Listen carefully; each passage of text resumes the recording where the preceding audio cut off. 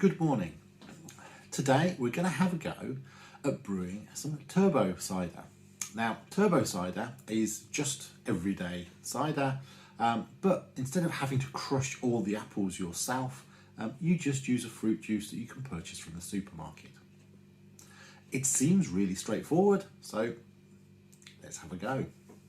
The ingredients are some apple juice, of course, a demijohn.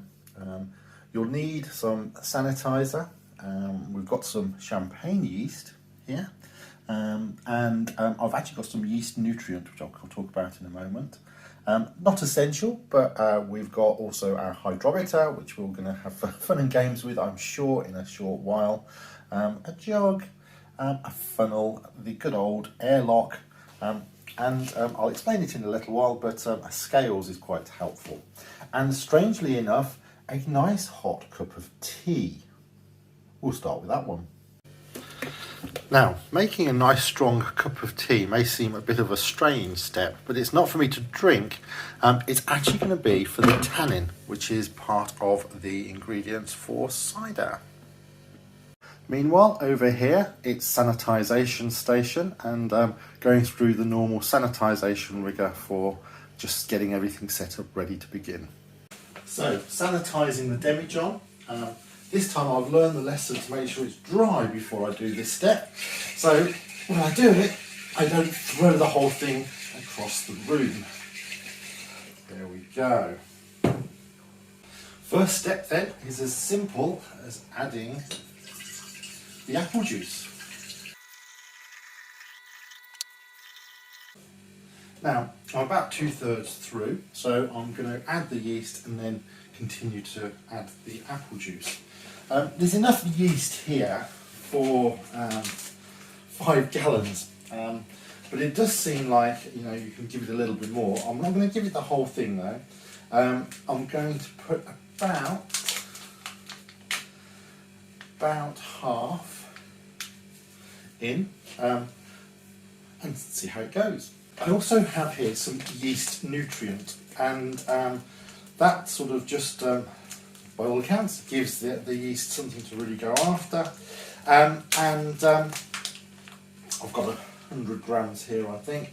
I need about 5 grams. It sort of looks a bit like baking soda, and I need roughly 5 grams or a teaspoon. Now I actually measured that out. Now actually 5 grams was not a heaped teaspoon, it was a fairly level teaspoon. The yeast though can go in the fridge, so we can make some more cider another time. I'm just going to put that over there. So this is our yeast nutrient and yeast. I'm just going to gently drop that in there, and then we can wash that down.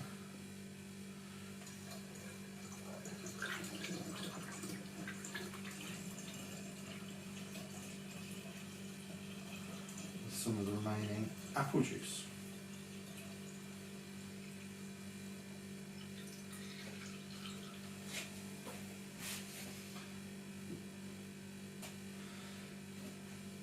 Now that seems a bit high.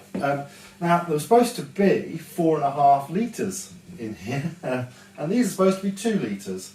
So clearly there's something that's not entirely adding up there. Now you can see the yeast going down. Now at this stage, you can give it a bit of a shake. I'm going to have to give it a bit of a shake because I'm going to have to take a little bit of this out because I've still got to add my cup of tea.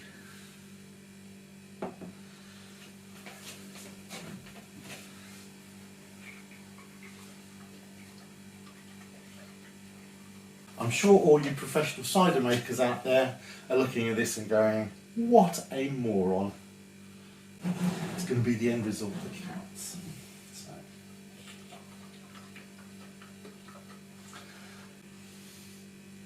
I need one of those giant pipette things to try and get a bit out, but I don't have one of those. Apparently oxygenating at this stage is a good thing, so giving it a little bit of a shake is not a bad thing to do. But at the end of the day, when it's fermented, it is a bad thing to do, so you've got to be a bit more gentle. Okay, have to fit that in there and leave a gap.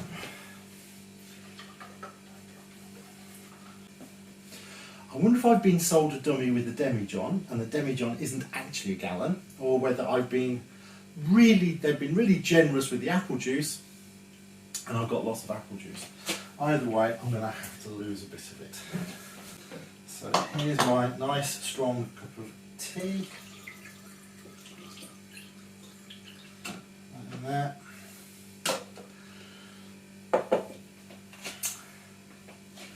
And we're actually almost ready to go. Over here in the sanitizer, I've got my airlock.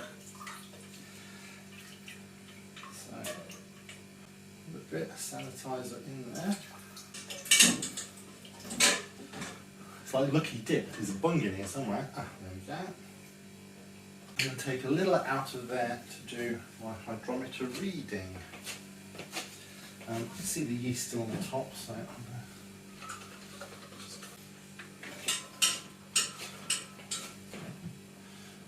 just need a little bit.